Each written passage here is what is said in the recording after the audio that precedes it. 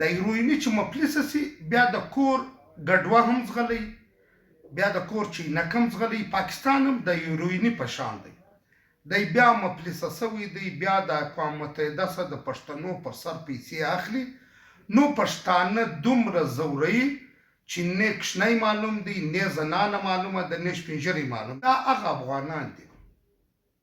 چې پرون د ضیاءالحق جنرال حمیدګل کرنل امامو دا دوی ته هغه خطابونه ورکول چې دا زموږ مجاهدین دي او د دوی پر سر یې په اربو ډالر واخیستل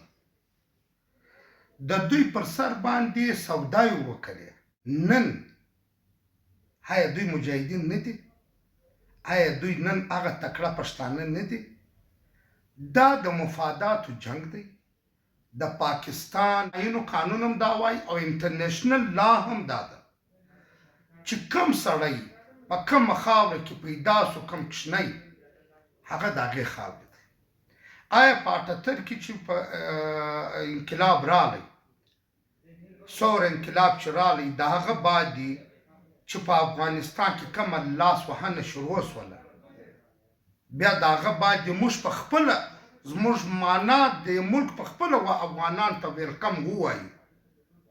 نو چې هغه رالو د خپل یوې خاورې څخه د یوه کوره څخه بل کور ته رالو نن څه اسمان ونړېدی نن خو هغه نسل کسه مړ دی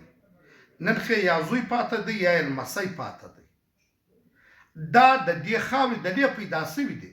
زه به دا خبر هم درته وکړم چې داسې افغانان شته چې د نن افغانستان نه دی لیدلی